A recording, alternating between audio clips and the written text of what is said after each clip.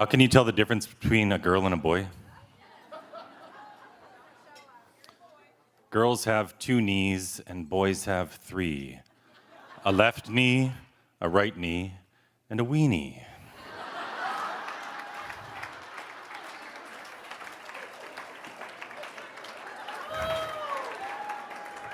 All the best comedians come from Canada, you know.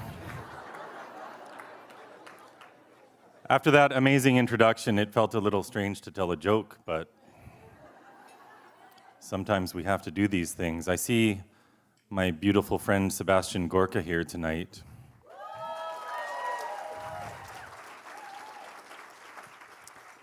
And earlier today, Glenn Beck was poking a little fun at me, which is fine because I poke fun at myself all the time. I'm a human sandwich board out there and I look ridiculous. Ridiculously yet fashionable in my very beautiful sport coats. But it's always amazing to me that I get any respect at all. And I mentioned to Sebastian yesterday, I said, you know, people think I'm crazy, but I'm pretty normal. And he said, well, you have to be a little bit crazy to do what you do. And I guess he's right, because I go out on the street, having abandoned my previous career as a financial advisor for a much better career, getting punched in the face and getting my arm broken by Antifa. But you know what? I'm living a purpose-driven life, and that's extremely satisfying. I am home most of the time, but it is, of course, a sacrifice for all of my family, and we're doing this because I'm not going to send my girls into a world that doesn't know what a woman is, in a world that's trying to change the sex of children.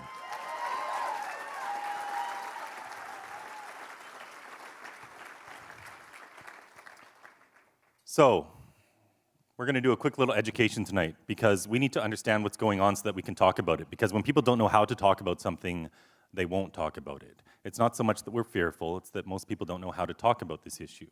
2 years ago, I was meeting with members of Congress, and they didn't want to talk about this issue. They were fine with the sports issue, because Leah Thomas was lapping women in the pool, and they can all see how totally insane this is. But this issue of child transition requires a bit of a more nuanced conversation. And we've been exposing a lot of this madness, we've been educating people, and today, 25 states in the United States of America have legislated an end to this child abuse.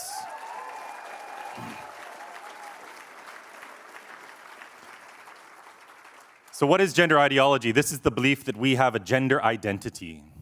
Essentially, it's like having a gendered soul. It's a feeling that you're not the sex that you are. The left has taken the word gender and they've completely separated it from the word sex. They've corrupted this word so much that it's basically meaningless now. Yet if you ask them what it means, nobody can tell you. I know this because I've had tens of thousands of conversations on the street and at university campuses all across the world, and not one person can tell me what a gender identity is. They can't tell me what a transgender person is. They can't tell me what it means for a girl to be a boy. I spoke with a woman on the boardwalk in New Jersey last year, and I said, what does it mean for a boy to be a girl? And she said, well, you know, girls like pink and nail polish and long hair. I said, okay, so if a boy likes nail polish, does that make him a girl? Of course not. And they all know how silly that sounds. So there's a really powerful way of communicating to people on this subject. You say things they agree with. You say, look, there's no right way to be a boy or a girl. Tomboys aren't actual boys, of course. If a girl's more masculine, if a boy's more effeminate, beautiful. What's wrong with that? We're going to tell them that they were born in the wrong body just because they're a little different? That's abuse. How many women in this audience loved going through puberty? Show of hands, please. Darn it. I guess you all have gender dysphoria. Congratulations, you're all transgender. That's what it means. It means you have discomfort with your sex. And our kids are being taught that if they have discomfort, if they have distress of some sort, that there's something wrong with them, that they were supposed to be something they're not. This is a message of self-hatred. This is not love. All gender-affirming care affirms is self-hatred. Who are the kids who are affected? They're kids with autism. I can statistically say for a fact that 35% of the kids at the Tavistock in England, the biggest gender clinic in the world, which has now been shut down, 35% had moderate to severe autism, never mind the mild cases. And when I talk to parents, it's autism, autism, autism, autism. These are kids who've been sexually abused in many cases. Dr. Quentin Van Meter, the former president of the American College of Pediatricians, he's still a pediatrician. This is the Sensible Association of Pediatricians. He tells me he thinks probably 60% of these kids have been sexually abused. These are kids who are in state care. These are all the vulnerable, struggling kids. These aren't the college quarterbacks and high school cheerleaders. These are kids with eating disorders, kids who are cutting, kids with broken families.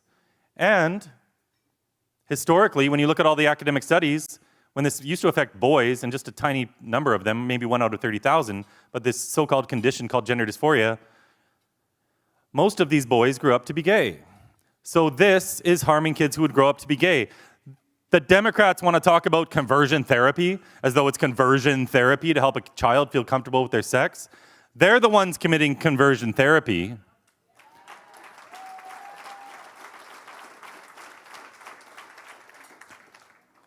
So the loving message is, you are beautiful just as you are. No drugs or scalpels needed.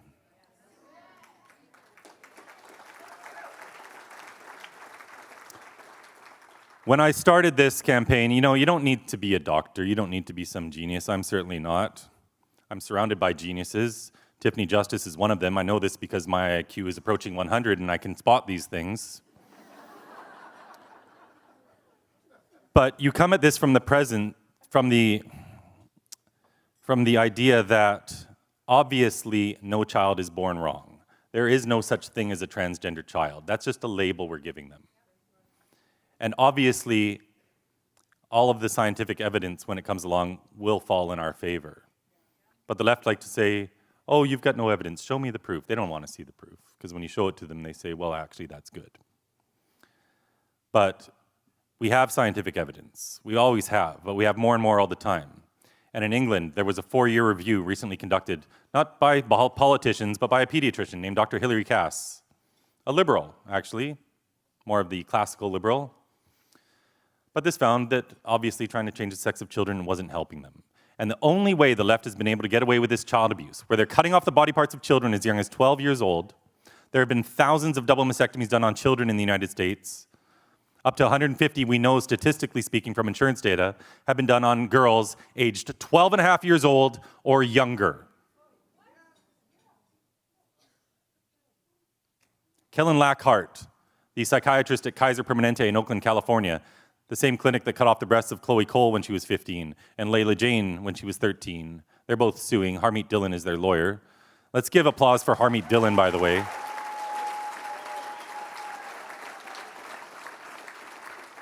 This psychiatrist admits on video that they've cut off the breasts of a 12-year-old and that they've castrated 16-year-olds. So there's no shortage of evidence, but the only way they have ever been able to buy approval and to coerce parents to go along with this is by saying that if we don't do it, kids are going to kill themselves. What an evil, manipulative thing to say to a child, to a parent, that they're going to die if we don't turn them into lifelong pharmaceutical patients. A lot of people have been afraid to talk about this because, again, the left have many tactics. They have conflated LGB with TQ+. These have nothing to do with each other. LGB we can define. It's same-sex attraction. Transgenderism is a denial of reality.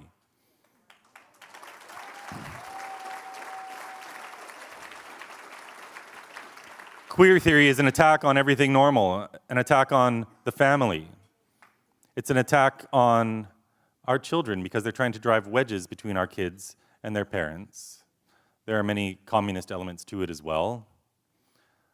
But throughout the course of human history, we've always had to fight evil. There have always been cults that have arisen. This, for me, is a worldwide cult, primarily affecting the West, and it's a social contagion affecting our daughters.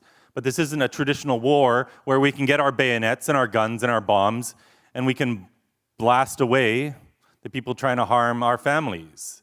This is a war that involves intelligence, and our weapons are our words. And we have to arm ourselves with them and not be afraid to use them.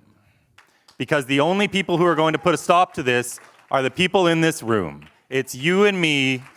It's your neighbor. It's not the politicians. We change the culture.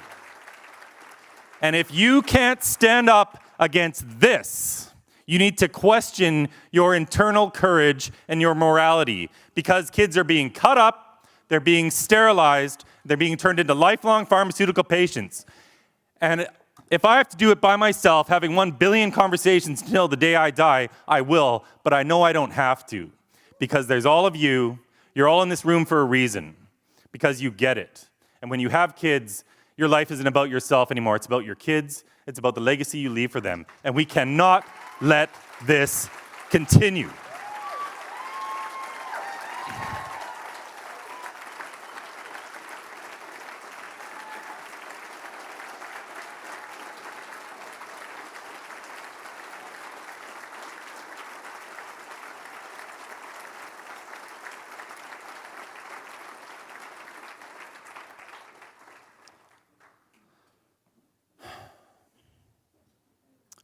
So do me a favor, you don't have to do what I do. You all have different skills, you have different passions and abilities, but you can all do something. And you can get in motion. And then you can let that wonderful law of physics get into play, because an object in motion tends to stay in motion. And when you start fighting back, you find new friends. New people come into your orbit, and you make the best friends of your life, because you're living a purpose-driven existence. And then you have a team around you. I started off on my own, going out on the street, getting punched in the face, getting arrested after getting assaulted twice. There was a really beautiful assault last year where I had people yelling obscenities in both of my ears as I was giving an interview to a journalist. I ended up getting throat punched in the face, pushed from behind, pulled. And as I was falling to the ground, this investigating officer that was already there was smiling throughout. And again, I'm sorry to focus so much on Sebastian Gorka tonight, but I was speaking on his show live to millions of viewers, far more than Glenn Beck, by the way. And, you know, I'm sure Glenn Beck's going to have me on his show one day. He probably didn't know I exist, but he does now. But I'm live on Dr. Gorka's show, and what does he do? He's so great. He's so great. He calls the Vancouver Police Department, and he's on the website, and he walked through live how to file a complaint with the Vancouver Police, step by step. And I ran into someone on the street the other day who works with the Vancouver Police, and they received thousands and thousands and thousands of complaints.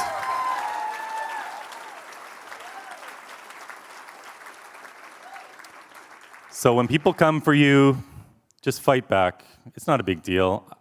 Honestly, when I leave the house sometimes I tell my wife, please pray for me to get punched in the face or arrested, because it'd be great for my campaign. And so I suppose Dr. Gorka is right, I'm not completely normal, but whatever we do, we win. If they leave us alone and we get the word out, we win. If they come for us and they make a big scene and they act all crazy and we're calm, we win even more.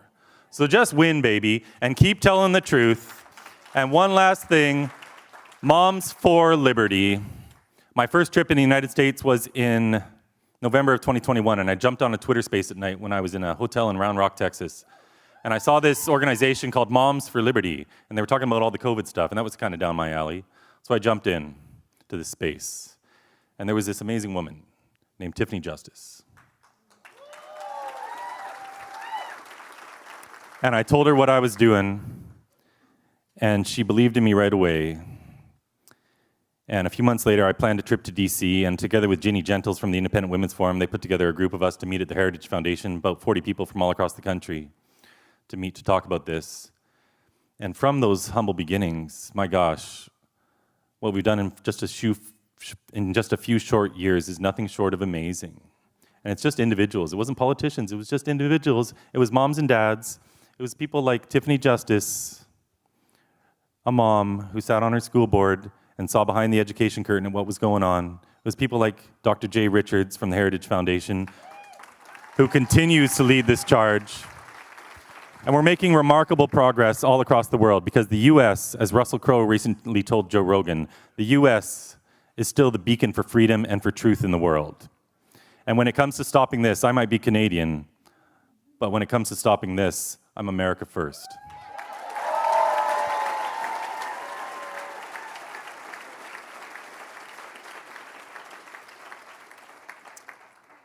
This is child abuse, and we're going to stop it. Thank you very much.